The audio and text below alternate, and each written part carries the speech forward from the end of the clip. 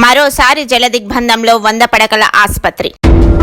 హాస్పిటల్లోకి పొయ్యి రావడానికి తీవ్ర ఇబ్బందులు పడుతున్న పేషెంట్లు. 100 పడకల ఆసుపత్రిపై హైడ్రా ప్రయోగిస్తారా? మరోసారి జలదిగ్బంధంలో 100 పడకల ఆసుపత్రి.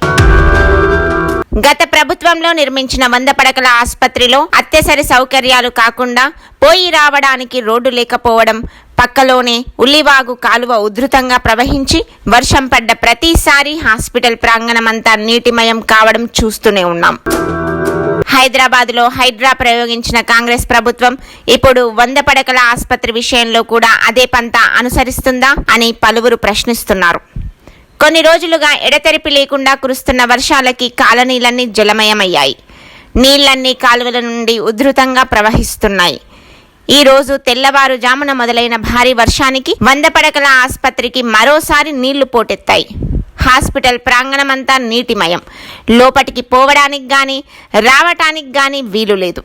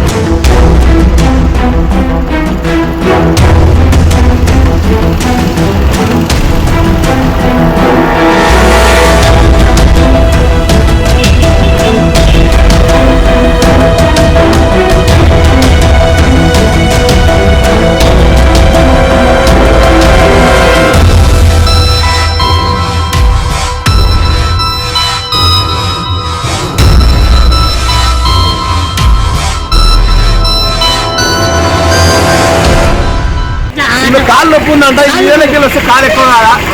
ఎవరు పట్టించుకోవాలి రోగులని? రోగులు ఎందుకు వస్తారు? మెరుగైన సౌకర్యము ప్రభుత్వ హాస్పిటల్లో దొరుకుతాను వస్తే ఈ ప్రభుత్వ హాస్పిటలే దీనమైన స్థితిలో ఉంది. వాళ్ళు ప్రభుత్వ అధికారులు ఎక్కడ వాళ్ళని లేని పరిస్థితి, రోగుల పరిస్థితి ఏమంటారు కానీ ఇందులో ఉద్యోగుల పరిస్థితి శోచనీయంగా ఉంది. వాళ్ళు అయోమయ స్థితిలో ఉన్నారు.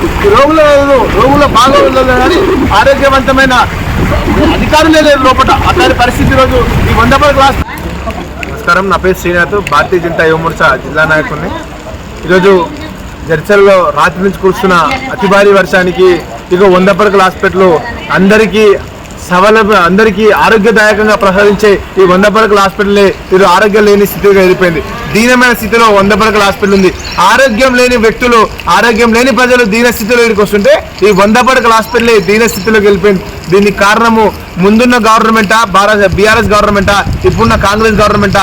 ప్రజలందరూ అస్తమస్తమ వాళ్ళ ఆలోచన ధోరణిలో లేని విధంగా ఈరోజు ప్రభుత్వం ప్రవేశించింది. ఈరోజు ఇక్కడ హాస్పిటల్కి వచ్చే వాళ్ళు విషజ్వరాలు కావచ్చు, యాక్సిడెంట్లో కావచ్చు, ఏదో ఒక ప్రత్యేకమైన రోగంతో ఇక్కడ రావడం జరుగుతుంది. వాళ్ళందరూ నడవలేని స్థితిలో, వాళ్ళందరూ ఎక్కడ పోలేని స్థితిలో ఈ 100 పడకల హాస్పిటల్ ఆశ చూపుతానికి వస్తుంటే ఈరోజు ఇక్కడ ఈత కొట్టుకుంటూ లోపలికి వచ్చే విధంగా ఈరోజు ఈ 100 పడకల హాస్పిటల్ పరిస్థితి ఉంది. ఈరోజు ప్రభుత్వము వాళ్ళందరికీ ఈత నేర్పడానికి స్పెషల్ క్లాసులు ఏర్పాటు చేసినా, లేకుంటే హెలికాప్టర్లు లేకపోతే ఒక బోట్లు పెడతాయా అని ప్రజలందరూ ఆశతో చూస్తున్నారు. ఈ 100 పడకల హాస్పిటల్ ఇంత కావడానికి కారణం ఇది హైడ్రా ప్రాంతంలో ఉందని మాకు అందరికీ అనిపిస్తుంది. ఎందుకంటే ఇప్పుడు హైడ్రా అని ఒక కొత్త ప్రభుత్వం కొత్త స్కీమ్ ని తీసుకొచ్చింది. హైడ్రా ఒక ప్రాంతాన్ని అందరినీ కూల్చివేస్తుంది. ఈ యొక్క 100 పడకల హాస్పిటల్ మన హైడ్రాలు ఉందా, FTL పరిధిలో ఉందా, లేకపోతే ఎక్కడుంది? ఈ యొక్క ముందర ఉన్న కబ్జాదారుల వల్ల ఇది అవుతుందా? ముందర అందరికి చిన్నప్పుడు చూసినాం, ఒక పెద్ద బావి ఉంటుండే, చెరువు ఉంటుండే. ఆ చెరువు కనుమరుగైపోయింది. ఆ చెరువు రూపంలో ఈ యొక్క వాటర్ ఇక్కడ వచ్చి నిలుస్తున్నాయా? ఎవ్వరు అనుభవం లేని వ్యక్తులు, అనుభవం లేని ఒక కాంట్రాక్టర్లకి ఒక 100 పడకల హాస్పిటల్ అప్పగించారు. ఈరోజు ఏదో శోచనీయంగా ప్రభుత్వం ఎంత నిమ్మకు నీరెత్తినట్టుగా పట్టించుకోలేని విధంగా ప్రభుత్వం ప్రవర్తిస్తుంది. రోగం వచ్చిన హాస్పిటల్కి వస్తే విష జ్వరాలే కాదు, ఇంకో కొత్త విష జ్వరాలు వచ్చే పరిస్థితి. ఈరోజు ఈ నీళ్ళు ఎక్కడి నుంచి వస్తున్నాయో, ఏ రూపం నుంచి వస్తున్నాయో, మొత్తం 100 పడకల హాస్పిటల్ ఇంకా మొత్తం చెత్త జ్వరం అంతా డంపింగ్ యార్డ్ లాగా మారిపోయింది. అక్కడ నుంచి వచ్చే వాటర్ ఎంత విష జ్వరాలు ప్రవేశించే విధంగా ఉంది. వెంటనే ప్రభుత్వం చర్యలు తీసుకోవాలి. ఈ 100 పడకల హాస్పిటల్ చుక్క నీరు లేకుండా ప్రజలందరికీ మెరుగైన సౌకర్యవంతమైన చికిత్స అందజేయాలని డిమాండ్ చేస్తాం. ఉండదు, కట్టనికే ప్లేస్ ఉండదు, కానీ ఏదో నామమాత్రాన ఎలక్షన్ టంటుగా ఈ యొక్క 100 పడకల హాస్పిటల్ కట్టారు బీఆర్ఎస్ ప్రభుత్వం. ఆ హాస్పిటల్ ఒక విధంగా అయిపోయింది, బీఆర్ఎస్ ప్రభుత్వం పోయింది. ఇప్పుడు కాంగ్రెస్ ని తిట్టాలా, బీఆర్ఎస్ ని తిట్టాలా లేని పరిస్థితి. ఈరోజు ప్రజలందరూ అయోమయానికి గురవుతున్నారు. ఈరోజు వాళ్ళ పరిస్థితి వేరు, కానీ ఇందులో పనిచేసే ఉద్యోగుల పరిస్థితి దీనంగా ఉంది. వాళ్ళు ఈత నేర్చుకొని రావాల్సిన పరిస్థితి, బండ్లు వస్తే బండ్లు కొట్టుకుపోయే పరిస్థితి ఈరోజు ఉంది. ఇలా పులివాగు పక్కనున్న ప్రాంతాన్ని మాత్రమే ఈ యొక్క 100 పడకల హాస్పిటల్ ప్రాంతాన్ని పక్కన ఇచ్చిపెట్టి మిగతాది బీఆర్ఎస్ ప్రభుత్వం ఉన్న అందులో అధికారులు మాత్రమే, అందుకున్న నాయకులు మాత్రమే కబ్జా చేసుకురు. అప్పుడున్న గ్రామ పంచాయతీలు ఉన్న వాళ్ళందరి వాళ్ళ పేరు మీకు రాసుకొని ఈరోజు ఉల్లివాగు పక్కన ఉల్లివాగు ప్రాంతం 100 పడకల హాస్పిటల్ మిగతా మొత్తం ప్రాంతాన్ని వాళ్ళ ఆధీనంలో ఉందని ఈరోజు జడ్చల ప్రజలందరికీ తెలుసు. ఎవరు ఎందుకు వచ్చారు వీడికి? ఓకే, రోజు వస్తారా? అంటే ఇప్పుడు వర్షం వచ్చినప్పుడు నీళ్ళు మలుచుకుంటున్నాయి కదా, మీ అభిప్రాయం ఏంటి? కట్టడమే తప్పు అన్నారు కదా అప్పుడు, బ్రిడ్జి కింద హాస్పిటల్ కట్టడమే తప్పు కదా, తప్పదు ప్రాబ్లం. అది గాంధీ ట్రస్ట్ కూడా ఉంది కదా, అక్కడ కట్టినా బాగుంటుంది. అది మధ్యలో ఉంది, మంచిగా అందరికి కన్వీనియంట్గా ఉంటుంది. ఇది ఉల్లివాగు కదా, ఇది వాగులో హాస్పిటల్ కట్టేది కాబట్టి ఇంకా తప్పదు. వాగులో వాటర్ ఉంటాయి కాబట్టి హాస్పిటల్లో కూడా వస్తాయి. అదే ప్రాబ్లం. అంటే ఇప్పుడు ఏం చేయాలని కోరుకుంటున్నాం? హైట్ లేకుండా కట్టినా బెటర్ ఉంటుండేమో, లేదంటే అదే పాల్తా హాస్పిటల్ని కూడా మంచిగా కట్టింటే కూడా ప్లేస్ ఉంది కదా అక్కడనే కట్టింటే బాగుంది. హాస్పిటల్ రోజు వస్తాం పాల్గొనికి? రోజు వస్తాం. ఓకే, అంటే ఇప్పుడు నీళ్ళు వచ్చినాయి కదా, మీకు ఏమనిపిస్తుంది? నీళ్ళు వస్తున్నాయంటే ఈరోజు మొత్తం ఇది కట్టినే టౌన్లో కట్టిన ఇంకా జర హైట్ ఉంటుంది, అది హైట్ ఉంటాయి. ఎవరు ఎవరు? కృష్ణవాడ ఓకే ఓకే.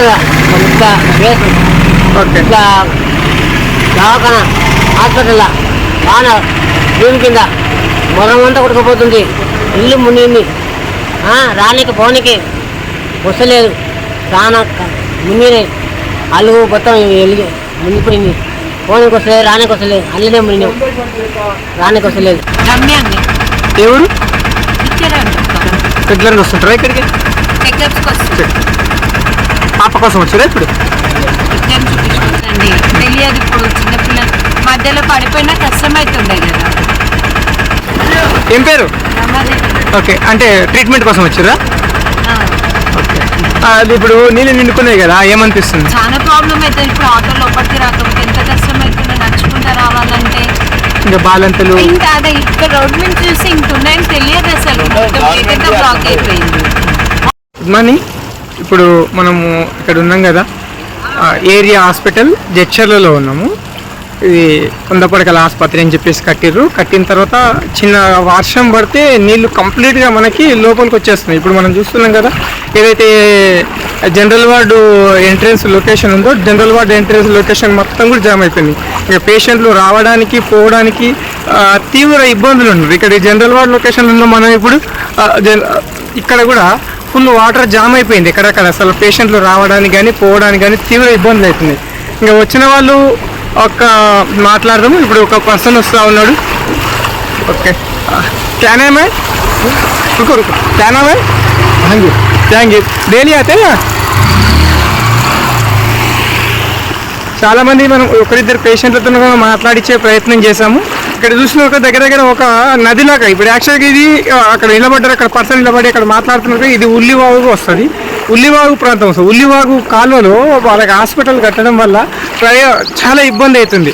చాలా కట్టేటప్పుడు కూడా జడ్చలపట్నం నుంచి చాలామంది ఇక్కడ వద్దు, వేరే స్థలం చూద్దామని చెప్పినా కూడా అప్పుడున్న పాలకులు కానీ అధికారులు కానీ పెట్టడంతో నేడు ఇది తీవ్ర సమస్యగా రూపుదిద్దుకున్నది. ఇప్పుడు మనం క్లియర్గా చూస్తూ ఉన్నాం కదా, ఇక్కడ గత వారం రోజులుగా ఎడతెరిపి లేకుండా కూర్చున్న భారీ వర్షాలకి జడ్చర్ల ఇటు మనకి ఎక్కడి నుంచి దగ్గర కౌరంపేట దగ్గర ఉన్న కుంటలు కాలువలు అన్నీ నీళ్ళు ఇక్కడికి రావాల్సిందే. ఇప్పుడు మనకి కొత్త బస్ స్టాండు, ఇంద్రనగరు, తర్వాత కౌరంపేట, తర్వాత తాలూకా క్లబ్ రోడ్డు, ఎల్ఐసి ఆఫీసులు 70% లొకేషన్ వాటర్ అంతా మనకి ఇదే ప్రాంతంలో నుంచి ట్రావెల్ కావాల్సింది. ఇటు నుంచి ఇక్కడికి వెళ్ళేసేసి మనకి నసర్లాబాద్ వాగులో కలుస్తూ ఉంటాయి వాటర్. ఇప్పుడు చూస్తా ఉన్నాం. ఇది ప్రస్తుత పరిస్థితి.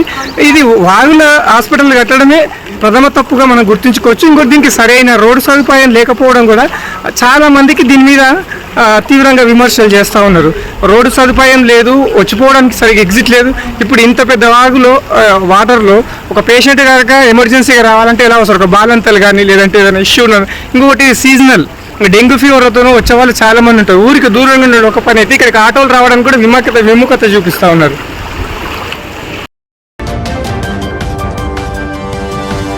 Audio Jungle.